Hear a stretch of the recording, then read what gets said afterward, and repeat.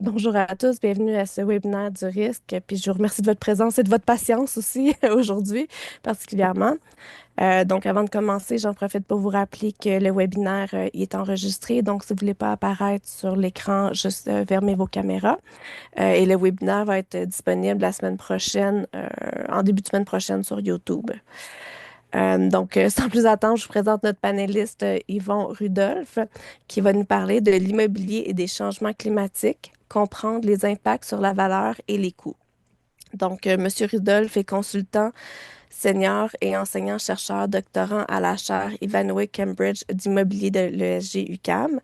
Il est expert en nouvelles technologies et tendances en immobilier. Il se spécialise également dans les risques environnementaux liés au changement climatique. En tant que conseiller en management certifié et fellow, Yvon possède une solide expertise en planification stratégique, économie et finances. Il est également évaluateur agréé. Il conseille les entreprises en offrant des stratégies pour une utilisation efficiente des ressources dans un contexte de développement soutenable. Il enseigne également à l'évaluation d'immeubles atypiques à l'UQAM et intervient comme analyste spécialisé en immobilier.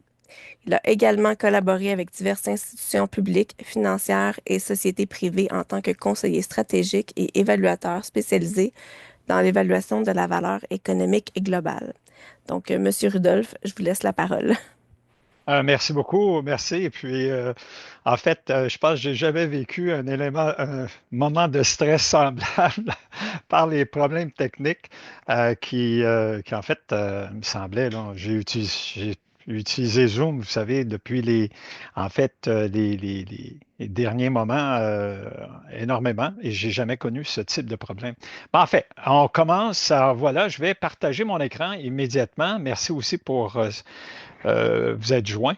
Je vais partager l'écran. Donc, ça devrait débuter, à moins qu'il y ait... Oui, c'est fonctionnel. Je vais juste transférer des petites choses de place et en fait, on va débuter immédiatement. Donc, voilà, c'est parti. Alors donc, évidemment, oups, ça aussi, je vais enlever ça, cette petite petite affaire-là ici pour nous permettre de voir clairement ce qu'il en est. Oups! Bon, parfait. Alors donc, l'immobilier est un élément très, très, très complexe. L'étude, la science de l'immobilier est un élément complexe. On touche à la fois, évidemment, tout ce qui est l'habitat humain, que ce soit en fait le modèle agricole, forestier, les immeubles industriels, commerciaux, résidentiels, c'est l'habitat humain comme tel, l'habitat anthropique. Alors donc, on se doit d'agir de façon pluridisciplinaire et interdisciplinaire également. Alors, on va passer directement à la présentation. Alors donc, vous savez que les changements climatiques, en fait, on a dépassé ce qui était l'accord de Paris à 1,5 degrés Celsius, désolé. Et en fait, on s'en va vers, on ne sait pas où. En fait, on a dernièrement selon, en fin de compte, les contributions déterminées nationales, on devrait se retourner vers les 2,6 à 2,8 et probablement même à 3,1 degrés Celsius. Donc, ce que ça court, évidemment, pour l'immobilier, c'est quand même très grave. Alors, selon le PNU et le Global ABC, donc en 2022, les bâtiments étaient responsables aussi de 34 de la demande mondiale d'énergie et 37 des émissions de dioxyde de carbone liées à l'énergie et au processus. Alors, d'ici 2030, les bâtiments devront réduire de moitié leurs émissions. Mais malheureusement, ça ne sera pas le cas parce que le CBCT, en fait, le GBCT a récemment donné les informations à l'effet qu'on rencontrera pas les efforts pour 2050, semble-t-il. Alors donc, on est loin d'atteindre ces prévisions-là. Alors, comme très grands émetteurs, je voulais justement d'autres recherches pour voir si on avait ces résultats-là aussi. Et selon, en fin de compte, l'APA, l'USGBC, On a encore une fois, on- on a une corrélation positive par rapport aux consommations totales d'énergie, 36 65 total d'électricité, consommation totale d'eau, 12 émissions de CO2, 30 et utilisation des matières premières à 30 une production totale de déchets aussi de 30 Comme vous pouvez voir, l'impact de l'empreinte écologique du bâtiment est énorme sur l'environnement comme tel et est aussi énorme en ce qui a trait aux émissions de GS dans le monde entier. Et là, évidemment, la croissance ne suffit pas actuellement à combler la demande et on a encore une forte émission au niveau de certains pays, notamment en pleine croissance, l'Inde et la Chine, et d'autres pays, notamment, qui sont de moindre envergure. Donc, en fait, avec ces projections, ben, il faut s'attendre à avoir, en fin de compte, des, euh, en fait, une certaine vulnérabilité par rapport à des événements, des aléas qui devraient être hors mesure, donc on n'a pas connu d'être humain, de l'histoire de l'être humain, et en fait, ou très peu de l'être humain. Et en fait, ce qu'on a, comme on devra voir des impacts d'ici 2080, 2090 à atteindre sensiblement ces écarts-là. Donc, pour le Québec, ce que ça veut dire, en fait, on s'attend à ce qu'on ait des variations autour de 4,5 à 4,6. Et selon, en fin de compte, Ouranos, récemment, on parlait d'environ 1,7 à 4,6 au sud et 1,9 à 5,8 au nord du Québec. Alors, donc, c'est des scénarios très, très, très, très inquiétants. Pour quelqu'un qui regarde seulement que ces degrés de température, bon, on se dit, bon, tant mieux, le nord va devenir un peu plus chaud et puis, bon, c'est fini. Mais ce n'est pas tout à fait ce qu'on devrait revoir parce qu'on parle, en fin de compte, d'un delta, alors, ce qui peut être très catastrophique pour l'habitat, en fait, pour les immeubles. On voit ici, en fait, une carte qui démontre, en fait, ce qu'on mentionne, les écarts au niveau de ces amplitudes-là. J'ai pris un RCP de 8,5, qui est en fait le plus gros RCP, qui nous emmène à peu près, en fait, nos conditions nous emmènent à peu près vers ces éléments-là. On voit qu'en fait, le Québec est très impacté par en fait, l'humidité, donc les pluies, et évidemment, il y a aussi de la sécheresse, mais il y a aussi, en fait, de fortes prévisions de précipitations.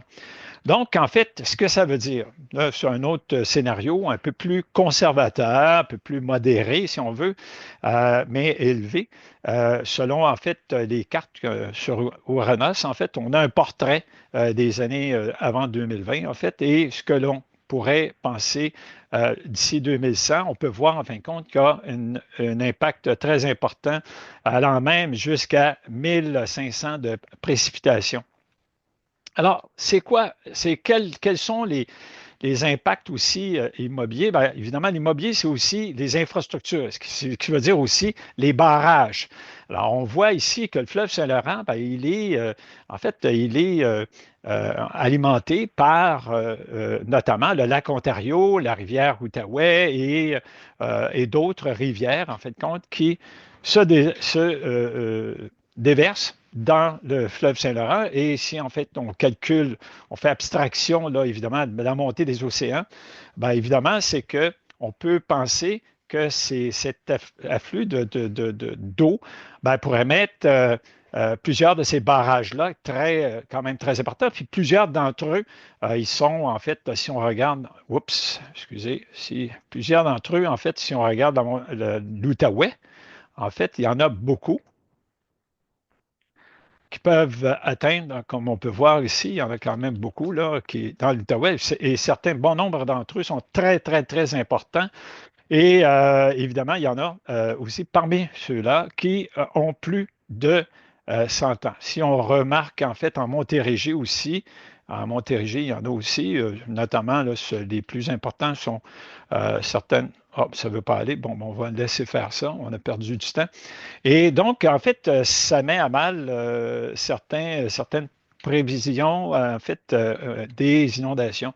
Euh, donc, au Québec, si on regarde en fin de compte le traitement de l'eau, en fait, comment nous, on traite l'eau et on le traite par certaines usines d'épuration et autres, ben, en fait, on abuse énormément de notre eau qui est très, très, très précieuse. Et on penserait, bon, on a aussi les nappes phréatiques, mais il faut faire attention que plusieurs de ces nappes phréatiques-là sont contaminées par de la salinisation de l'ancienne mer de Champlain et de la mer de Goldthwaite. Et donc, la contamination de l'eau, en fait, ce qu'on peut penser aussi, c'est-à-dire, elle est faite aussi d'ordre humain. On a eu des catastrophes, en fait, de contamination, de pollution de certaines nappes phréatiques. Qui sont reconnues très importantes. Et donc, il y a l'agriculture qui puise beaucoup dans ces nappes d'eau-là et évidemment, on a l'empreinte anthropique aussi, ce qui dans son ensemble et l'extraction aussi de ces eaux par rapport aux besoins de l'être humain. Ici, on parle de consommation résidentielle québécoise qui atteint en 2021 260 litres par personne par jour et les coûts unitaires de service d'eau équivaut à peu près à 3,67 mètres cubes. Mais est-ce que le coût exact, en fait, là, c'est à se poser une question, c'est une question qui est à poser. Alors, ça signifie à peu près 690 par personne. Est-ce le coût réel? Non. On a donné une conférence un moment donné sur certaines MRC qui voulaient savoir quelle est la valeur de l'eau. Alors, on ne peut pas définir vraiment quelle est la valeur, parce qu'il y a plusieurs façons de le calculer, mais on ne peut pas définir vraiment la valeur de l'eau. Mais une chose est sûre, si on regarde le rôle foncier de chaque MRC, puis on se dit, ben voici, enlever complètement l'eau parce que vous n'avez plus de source d'approvisionnement, ben, imaginez la valeur de votre rôle foncier. Alors, elle ne vaut plus cher, hein, elle ne vaut plus grand-chose finalement. Alors donc, c'est une façon de voir le risque potentiel de l'eau. Donc, revenons en fait à l'immobilier au Québec. Si on prend en fin de compte l'impact sur notre environnement, nous, comme êtres humains, alors donc, on peut voir que la population au kilomètre carré de certaines villes, notamment, j'ai pris Longueuil, Laval, ça aurait pu être d'autres villes, mais on voit qu'en fait, on n'a pas beaucoup de densité. Puis selon une étude, en 20 ans, les zones urbanisées de grandes métropoles canadiennes se sont agrandies de 34 puis leur densité de population a chuté de 6 Ça veut dire qu'on a de plus en plus d'empreintes, on tend à prendre de plus en plus d'espace et, en fin de compte, de limiter la densité. Alors, donc, ça veut dire ça qu'en biodiversité, on a un impact important et aussi, en fin de compte, en ce qui a trait à la captation carbone. Donc, il y a, et aussi, on peut penser à la conséquence aussi du déplacement. Donc, on a besoin de beaucoup plus de déplacement, ce qui fait en sorte qu'on a plus de voitures, plus de camions, scooters, etc., ce qui fait en sorte qu'on a encore plus d'émissions de gaz à effet de serre. Alors, ce qui peut dire, en fait, pour tout dire, en fait, on a environ 8,4 tonnes par habitant, au Québec, en fait, notamment, parce qu'en haut, c'était plutôt au Canada. Mais ici, au Québec, on peut recenser à peu près pour 2018 autour de 8,4 tonnes par habitant, ce qui est quand même énorme. Alors, est-ce que la croissance de la population va augmenter? Ben oui, en fait, notamment pour le Québec. Pour le Canada, c'est clair, mais pour le Québec, en fait, on se doit. Alors, on a une population qui est très vieillissante et puis pour réénergiser, en fait, cette population-là, ben, ça prend, en fin de compte, une nouvelle population. Alors, ça vient soit des immigrants ou les naissances. Alors donc, en fait, ça veut dire ça qu'on a davantage de construction, on a davantage d'émissions carbone. Alors, si on utilise toujours les mêmes matériaux, alors on pense au ciment, on pense en fin de compte à l'acier, on pense au verre, qui sont de grands émetteurs de gaz à effet de serre. Donc, on a la caractéristique du patrimoine immobilier, c'est sa dépendance géographique. Alors, une entreprise peut partir ailleurs, mais en fin de compte, un immeuble se doit de rester à la même place et de subir les contraintes au niveau des changements climatiques. Alors, le coût lié à la construction et au maintien, on parle d'une augmentation de température moyenne, sa variabilité et l'ampleur des événements, forcément.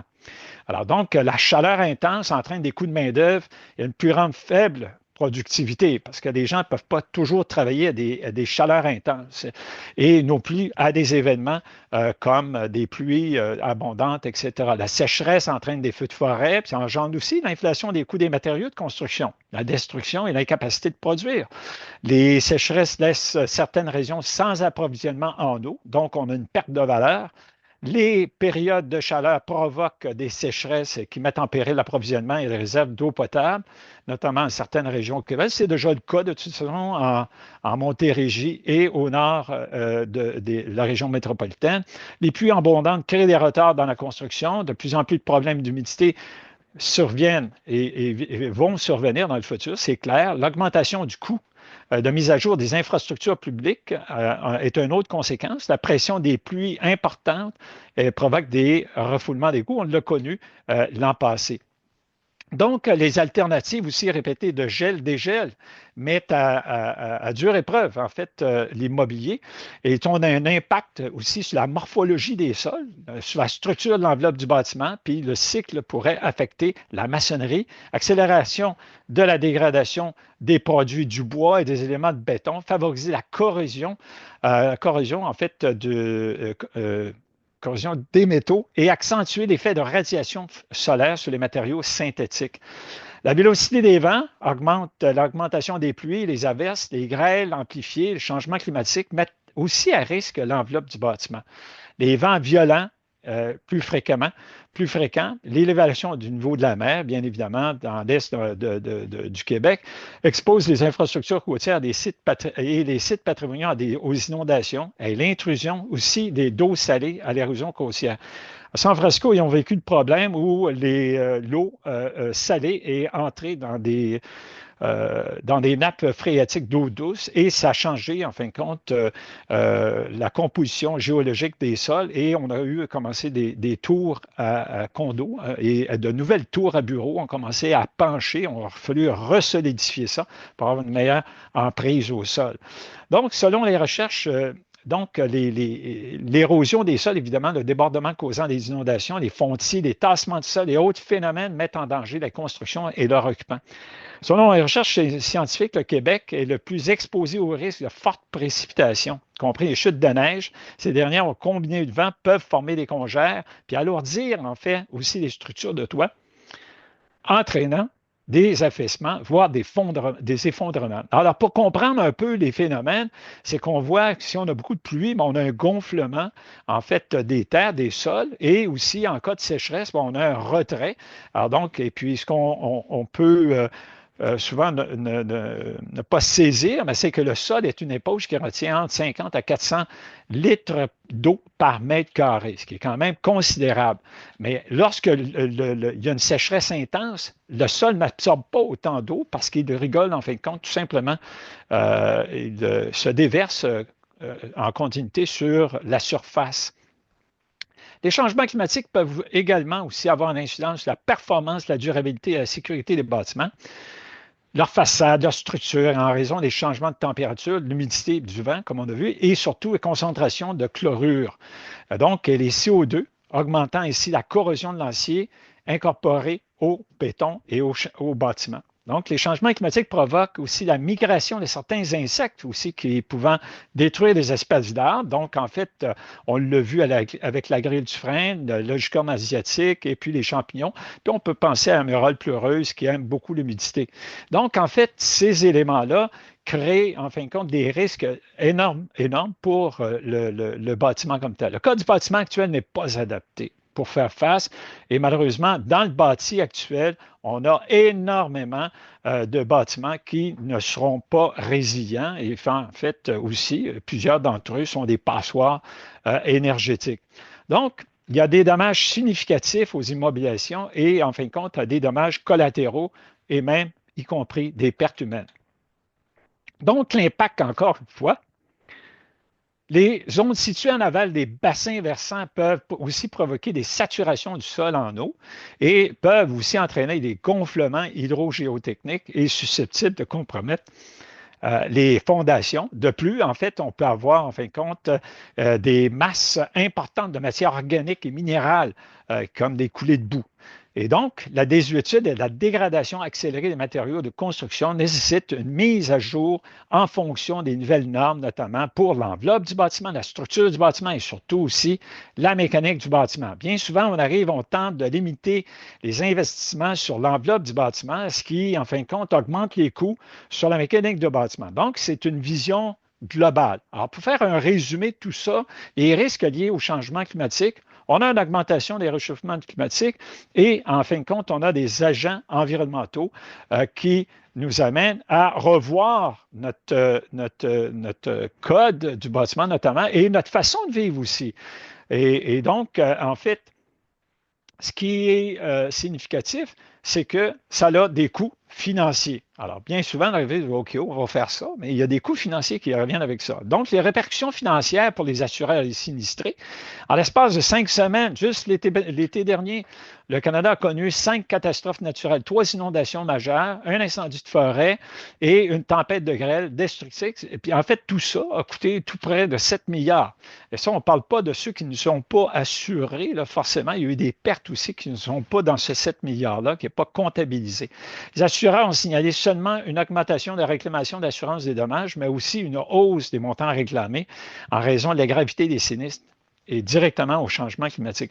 Et ça, évidemment, c'est que bon nombre de ces cas-là ont été assurés par le gouvernement, l'aide gouvernementale. Donc, c'est un coût pour la totalité de la société.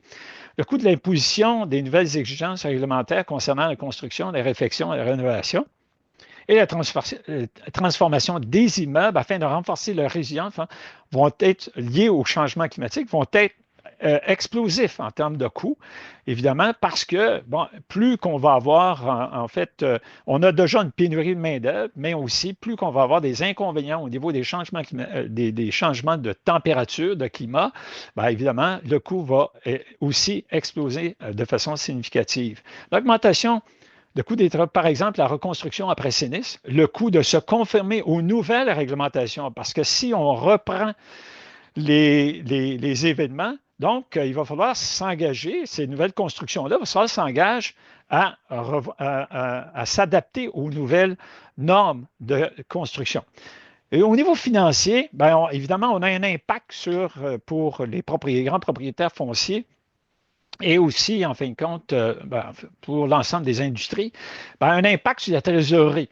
Hein? Puis on a un impact aussi sur le taux global d'actualisation, ce qui veut dire en fait que c'est un indicateur très utilisé en immobilier, ce taux global d'actualisation-là, donc qui aurait un impact sur la baisse de la valeur de la propriété comme telle. Puis aussi, en fait, l'impact sur le financement. S'il y a plus de risques, les institutions financières vont être tentées d'être moins ouvertes et puis ou augmenter le taux d'intérêt ou diminuer en fin de compte l'amortissement.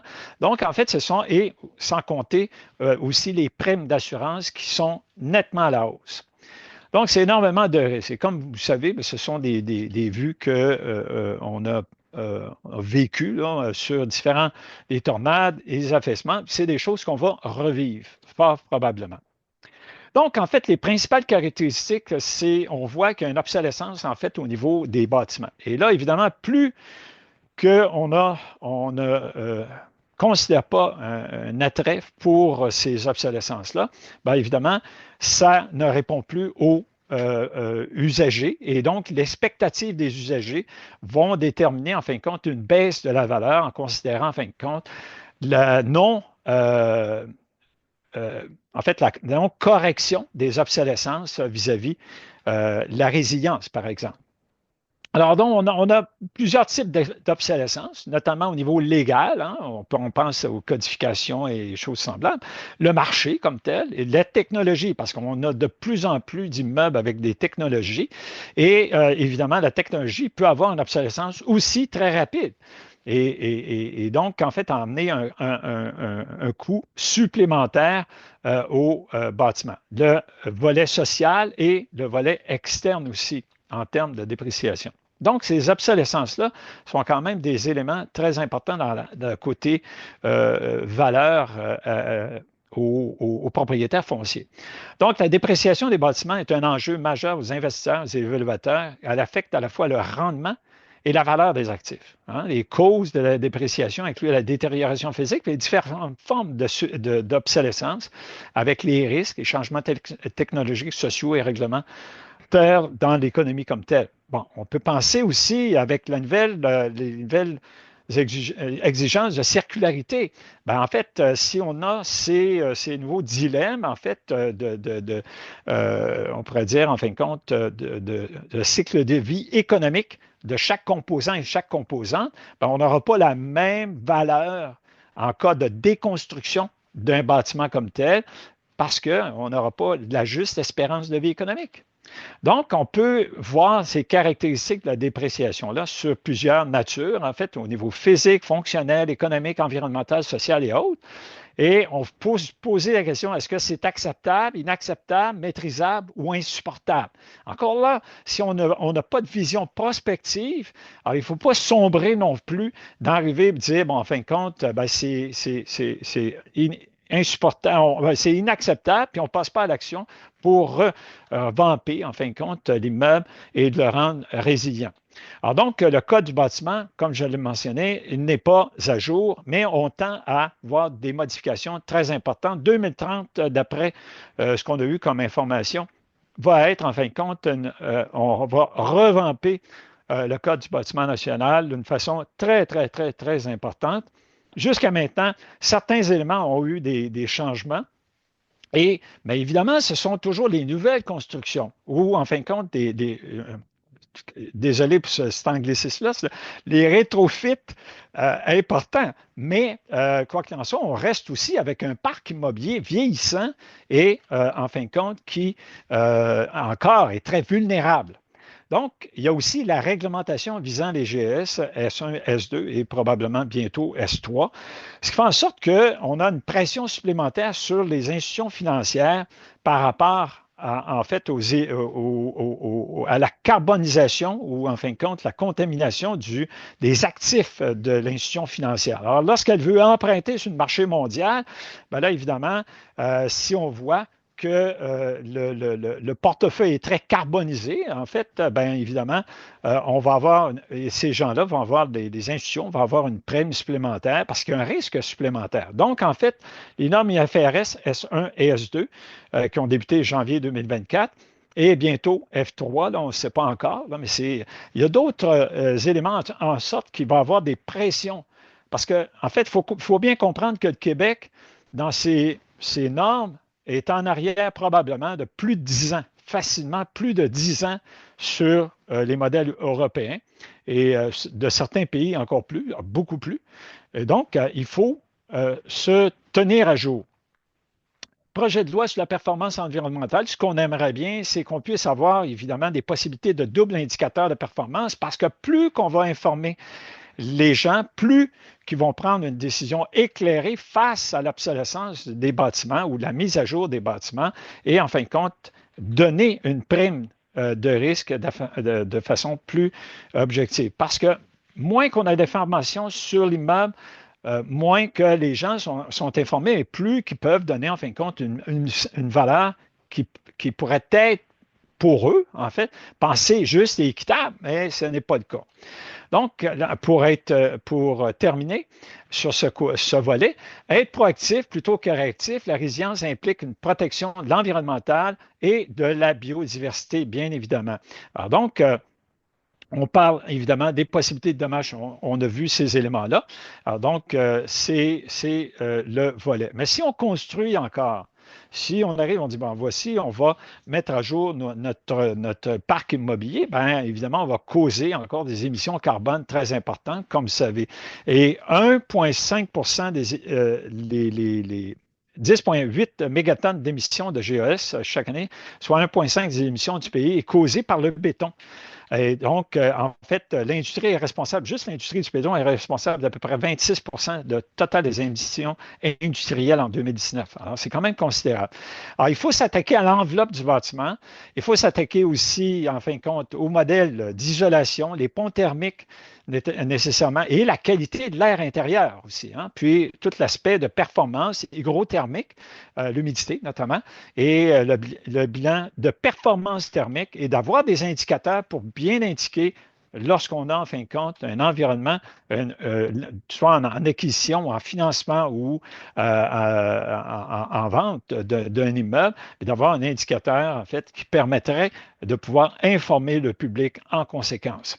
Donc, en fait, on a des normes de résilience qui sont déjà établies depuis fort longtemps. On peut penser à la norme 22301 et d'autres éléments. Mais ce qui est important à retenir, c'est la résilience des bâtiments et la capacité à maintenir leur utilité et à fonctionner dans des conditions extrêmes. Le problème, il est là, conditions extrêmes. Lorsqu'on s'en va dans mettons par exemple un RCP 8.5 qui nous dit qu'un ouragan ne serait pas de catégorie, au lieu de 5 qui est un maximum, c'est peut-être d'une catégorie 8.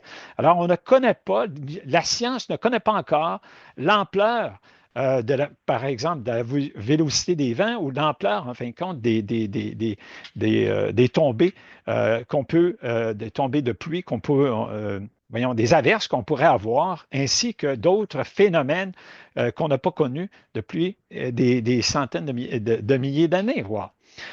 Donc, pour des cadres de résilience, ce qui est important, on a 5 composantes importantes à regarder. C'est l'identification du système, l'analyse de la vulnérabilité, l'établissement des objectifs de résilience et évidemment l'engagement des parties prenantes. Encore faut-il vouloir voir les problèmes. Hein? Et puis la capacité de résilience est d'être justement euh, ouvert à voir cet esprit ouvert, devrais-je dire, et à regarder convenablement les éléments et plutôt d'être plutôt, non pas conservateur, mais bel et bien, en fin de compte, de prévenir plutôt que de guérir. Parce qu'on ne connaît pas, comme je le mentionnais, on ne connaît pas encore les ampleurs des phénomènes qu'on va vivre.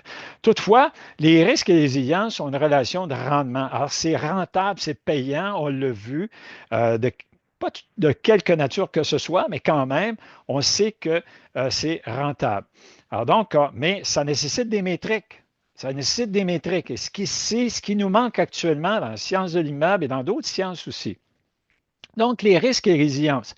Alors, on peut voir en fait que selon la FEMA, les cotes de risque peuvent être en fonction des conséquences des menaces. Et ça, si on peut le calculer, on peut en arriver à voir ces notions-là et de mettre des prévisions, en fin de compte, en fonction de ce qu'on peut obtenir selon d'autres éléments scientifiques, notamment en fait, par exemple, le réchauffement des eaux profondes, qui est un puits de carbone hyper important, beaucoup plus que toute la végétation.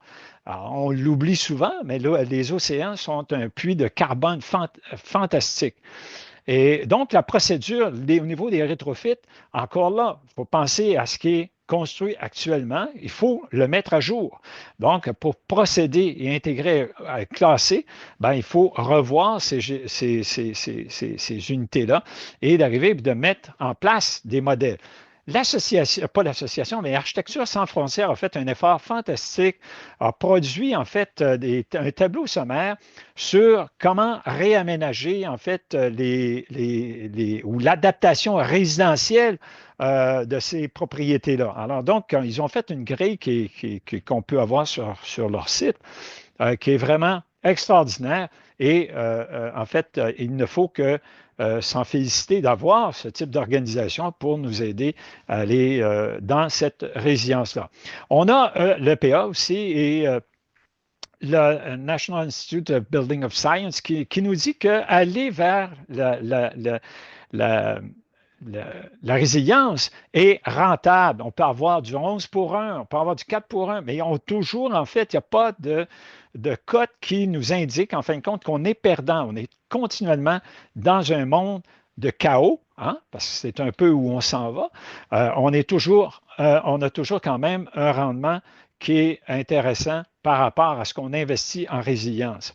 Mais il ne faut pas oublier la nature humaine comme telle. La valeur ajoutée, puis construire du bâtiment, sans penser à le volet organique de l'être humain, le volet biologique de l'être humain. Donc, il est important de voir la qualité de l'air à l'intérieur. le confort de la température, la luminosité intérieure et artificielle et naturelle, le bruit, les acoustiques, le design et l'aménagement de travail, la biophilie, le vue de paysage, l'esthétique et le regard de bien-être, situation, accommodation et aménité. Alors, tout ça fait en sorte que non seulement que ça devrait être exigé, ces paramètres devraient être exigés, mais ils sont rentables. Parce que plus qu'un être humain est dans un élément de confortable pour pouvoir y vivre, ben, sa productivité augmente. Alors, c'est bien documenté et en même temps, ben, ça permet d'éviter des allergies, en fin de compte, euh, voyons, des maladies chroniques et puis des maladies respiratoires comme telles. Donc, en fait, qui nous emmène à bien souvent à de l'absentéisme et du présentéisme et le roulement de personnel et les risques de contagion. Donc, en fait, si on calcule le salaire moyen par des éléments, en fin de compte, de pourcentage de coût du bâtiment ou de loyer, ben c'est d'un ridicule incroyable. Il y a une valorisation de ce côté de façon fantastique à penser. Alors, principale façon de gérer les risques, bien évidemment, l'établissement du contexte où l'on évolue. Hein? Et puis, en fin de compte, l'appréciation du risque, le traitement du risque, la mise en œuvre et le contrôle. C'est connu, ça. En fait, on se base sur les normes ISO 31000 et la suite ISO 31000.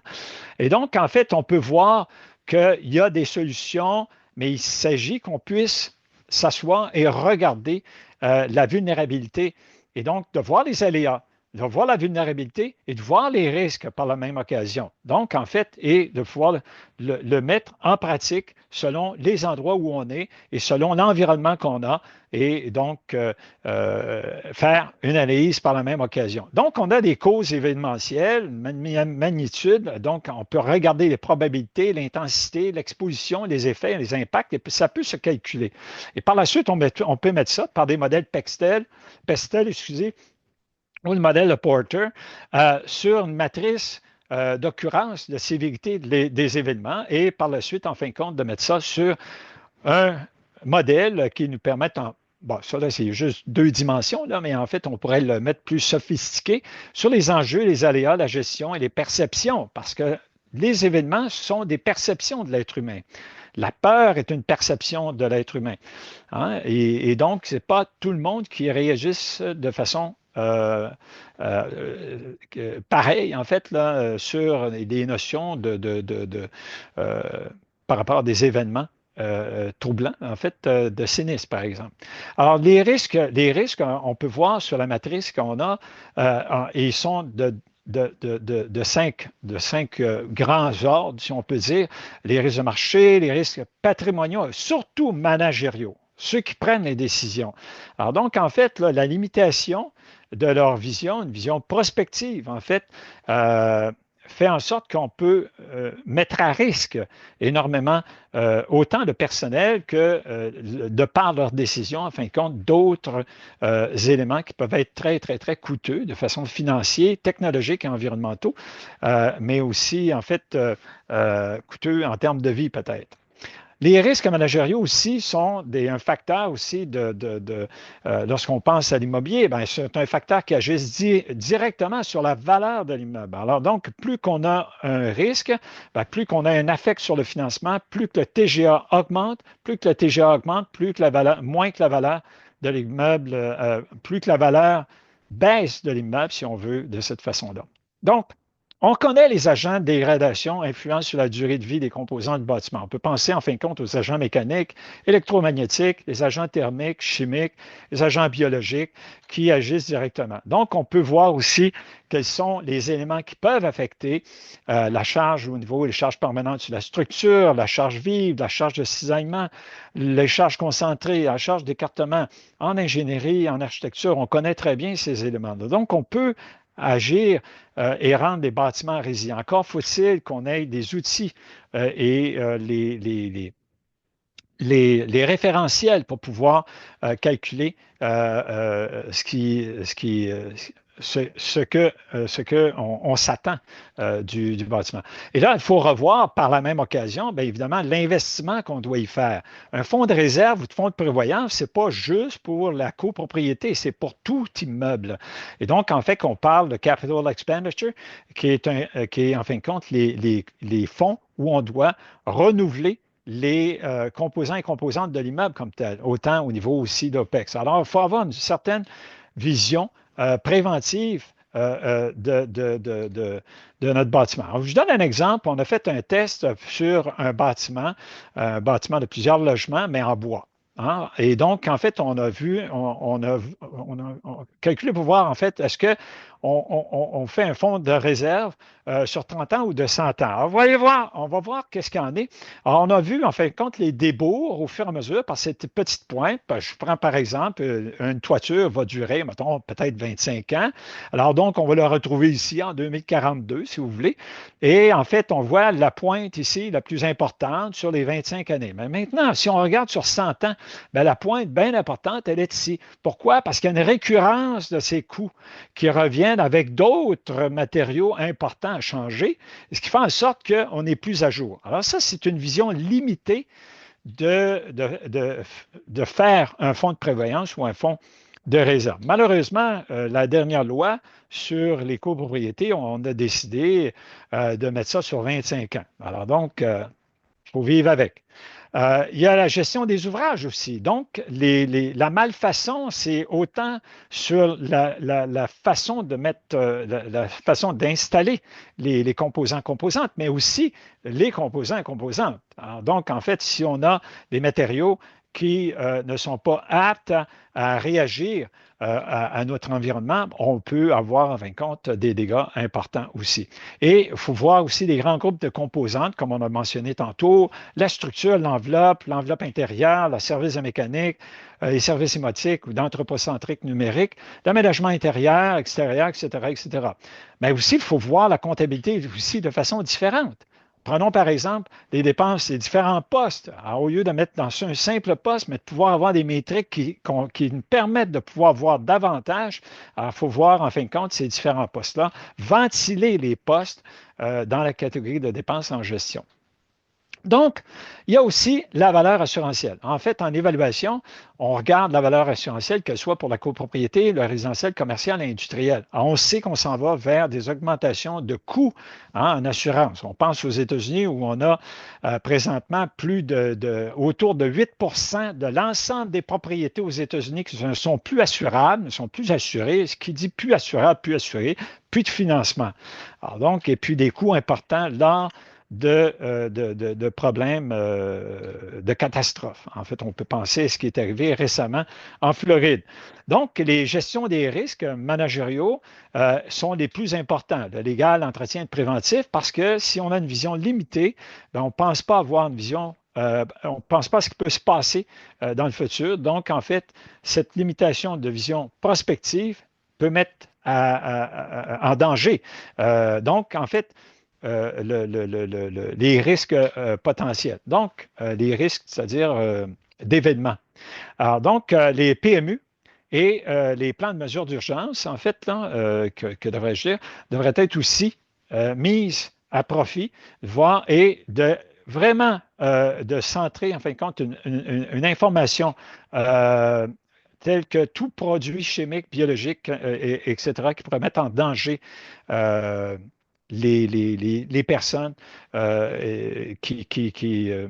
en fait, ou abritent en fait l'immeuble comme tel. On peut penser aussi à d'autres variables. On prend par exemple les derniers feux en Californie, où on a décelé en fait, parce que les feux s'attaquaient aux feux de forêt, mais là, ça s'est attaqué des villes, en fait, là. Et on a vu que dans les poussières de ces feux-là, ben, il y avait d'autres composantes. Hein. Il y avait des composantes de produits chimiques, en fait, tous les plastiques qui ont brûlé, tous les métaux aussi en particules, en fait, qui se sont envolés avec ces microparticules-là qui se mettent en danger les êtres humains et donc de façon importante. Maintenant, il faut penser aussi à notre patrimoine bâti. Alors, il ne faut pas le laisser de côté. Beaucoup de notre patrimoine est mis à mal pour différentes raisons. Et donc, en fait, il ne faut pas arriver, puis il faut penser à comment le protéger, ce fameux patrimoine bâti-là. Donc, pour résumer, en termes d'assurance, il y a des possibilités de rappel de prêt si la propriété n'a plus la garantie de la valeur. On peut avoir un rappel de prêt hypothécaire. On peut avoir aussi une possibilité de sous-assurance et on peut avoir un risque de cas de droits acquis où on ne peut plus reconstruire ou, en fin de compte, de nouveaux zonages. Et c'est le cas, peut être le cas lorsqu'on a une destruction de plus de 50 dans plusieurs villes, c'est à peu près 50. Donc, du coup, bon, ça, la valeur, ça peut être la valeur, le coût, là, dépendamment du libellé des articles. Alors, il y a la gestion des cycles de phase. Alors, il faut évidemment penser à l'espérance de vie économique d'un bâtiment depuis son début jusqu'à la fin. Puis, en fin de compte, l'aspect pas seulement que bâti, mais l'aspect aussi pédologique des sols, l'aspect biologique du sol, en fait. Alors, tous ces éléments-là doivent être conçus, mais en même temps, il faut penser aussi la communauté, le quartier. Alors, il faut voir, en fin de compte, une vision élargie parce que l'empreinte de l'immeuble a un impact sur aussi un quartier. Donc, les outils et les solutions, bien évidemment, c'est l'analyse du coût-bénéfice cycle de vie et l'analyse du coût du cycle de vie. Et on peut apporter avec ça, évidemment, de s'adapter avec des modèles qui pourraient avoir des lacunes, notamment, en fait, de minimiser les risques ou la résilience comme telle. Il faut voir aussi un problème important qu'on voit partout, en fait, chez la plupart qui ne sont pas des experts en valeur, ben, c'est qu'on confond le coût, le prix et la valeur. Alors, c'est absolument pas la même chose. Le prix fait référence au montant qu'on paie. C'est une entente entre deux personnes selon leurs propres conditions, leurs propres perceptions, et tandis que le coût, en fait, c'est qui coûte à produire, en fait, et puis dans l'échange comme tel. Et la valeur, ben, c'est encore une perception du contexte et de l'usage. Donc, c'est un concept économique, mais qui est un indicateur bien souvent partout. Prenons un exemple du dollar canadien. Alors, on prend la pièce de monnaie, puis on dit, ben, quelle est la valeur? Ben, tout le monde va me dire, ben, c'est 1 dollar. Mais en fait, l'idée, est-ce que c'est son coût? Non, absolument pas, parce que la pièce peut avoir coûté plus cher à produire ou moins cher à produire. Puis sa représentation, elle l'est pour le Canada. Mais si on décide de traverser aux États-Unis, vous allez voir qu'on n'aura pas la même valeur de ce UR-là. Donc, en fait, voyez-vous, c'est une question de perception. Et c'est là où le bas blesse, parce que les gens ne sont pas continuellement informés de ce qui entoure cette perception. Parce que la valeur, il y a des constituants, il y a aussi une perception de l'utilité, la rareté, le désir, la solvabilité, les risques et le temps, les lois et principes internes et externes, et les forces sociales, économiques, politiques, physiques et environnementales. Donc, c'est en fait comme un millefeuille où on met plusieurs variables et qu'on amène un crémage. Bien, il y a des gens qui voient que le crémage, quoi. Et donc, l'ignorance est une variable très importante dans cette vision, ce déni aussi des risques, bien souvent. Et on voit ici que moins qu'on a d'informations, plus on tend à donner un prix supérieur à ce que la propriété, quel que soit, ça peut être commercial, industriel ou résidentiel, plus élevé. Et donc, en fait, plus qu'on a l'information, ben, et que ça monte ici, alors, plus qu'on est expert, on voit davantage cette analyse-là. Ben, comment on devient expert? Ben, c'est en faisant beaucoup de recherches, alors qu'il y a peu d'informations sur le marché. Bien souvent, on dit, ben, j'ai plus d'informations quand j'achète une canne de petits pois sur ce qu'il y a à l'intérieur que si j'achète une propriété d'1 million. Alors, ce n'est pas normal. Alors, une compagnie, si vous achetez une action d'une compagnie, vous allez avoir un prospectus qui est pratiquement d'1 pouce d'épais, tandis que vous achetez une propriété, ben, il n'y a pratiquement pas beaucoup d'informations. Alors donc, tout ça ben, fait en sorte que les biais cognitifs sont agissent de façon très importante dans ces réflexions de ce qu'est la valeur, du coût, de l'investissement et en fonction des risques. Alors donc, on voit aussi, là évidemment, plusieurs vont dire que j'en avais pris du bon là, cette journée-là, mais en fait, c'est qu'on sous-estime l'asynchronisme avec l'écosystème, le temps. On sous-estime l'information, puis on sous-estime en fin de compte le prix de l'énergie consommée. Et ça, c'est une notion même en termes de thermodynamique, si vous voulez, en sciences physiques, en thermodynamique et d'entropie. Et là, évidemment, si on va sur le côté organique, si on regarde le côté biologique, ben, l'être humain, il n'est pas si rationnel que ça, tel que les sciences, ben, en fait, la science, l'économie le prétend. Alors, donc, il agit souvent par un plaisir immédiat, hein, ce qui veut entraîner des comportements excessifs. Et ça, c'est alimenté par la dopamine.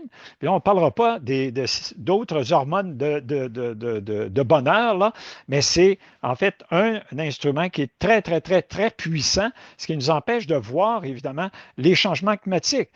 Parce que, bien évidemment, les changements climatiques, c'est à long terme. Ça va se produire dans le futur.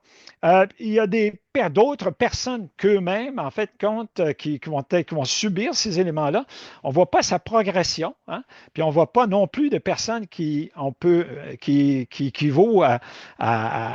comment je pourrais dire, à avoir les conséquences de ces éléments-là. Puis, qu'est-ce qu'on peut faire, nous, pour ces changements climatiques-là? C'est comme un peu une goutte d'eau dans l'océan. Alors, tous ces événements-là, rationnels qu'on peut penser, mais ils agissent avec aussi des éléments irrationnels ou non raisonnables, si on prend un terme philosophique. Donc, le paradoxe de l'être humain en économie, l'air et l'eau. Prenons par exemple, en fin de compte, on donne beaucoup de valeur à des diamants ou l'or, mais pas de valeur à l'air. Mais si on enlève l'air immédiatement, ben, il n'y a plus de vie. Donc, si on pense aussi à l'eau, ben, à peu près 7 jours, l'être humain peut vivre environ 7 jours. On dit, ben, il y en a suffisamment de l'eau partout. Ben oui, mais 97% d'eau sur la planète est salée. 2,8 de l'eau douce est à 2,1 glacée et qui reste seulement, en fin de compte, 0,07 d'eau douce disponible à la consommation. Donc, c'est peu. Alors donc, si on voit le volet qu'énergique, j'enseigne jamais. Ça, c'est la première question que je donne à mes étudiants. On prend 5 cyclistes, on les met, en fait, on va les faire un petit trajet entre Montréal et Granby, ce qui fait à peu près 100 km. Alors, combien vont-ils dépensent-ils, en fait, en termes de calories, ces 5 cyclistes-là, pour faire le trajet de 100 km? Et si on prend par la suite l'autre élément, on prend ces mêmes 5 personnes-là, on leur fait faire, en fin de compte, 100 km aussi, un autre aller-retour, Montréal-Granby, avec un véhicule qui consomme 10 litres d'essence. À combien ces 10 litres d'essence-là équivalent? Donc, en fait, les 5 cyclistes vont mettre environ autour de 20 700 calories à perdre en su des 1500 à 2000 qui sont nécessaires pour leur vie, là, hein? C'est en su. Donc, mais si on parle seulement que des 10 litres d'essence, là, et c'est 83, si on fait une conversion, c'est 83 millions de calories. Donc, ça veut dire que c'est incroyable. Et si on prend 230 000 véhicules qui consomment 10 litres d'essence aux 100 km, à ce moment-là, on a la même énergie que la bombe d'Hiroshima. Alors, c'est énorme comme énergie. Et comme vous savez, en entropie, c'est-à-dire en fait en thermodynamique, l'énergie ne se perd pas, elle se transforme. Mais en fait, ce qui est important, c'est que plus qu'on augmente cette turbulence-là, plus qu'on met en fait un désordre dans cet ordre.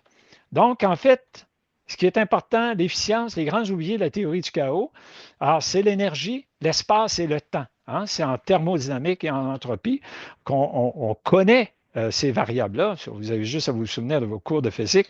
Et donc, en fait, ce qui est important aussi, c'est que le manque de connaissance de l'écosystème, de la dynamique systémique en immobilier fait aucun doute actuellement. Il n'y a pas suffisamment de recherche.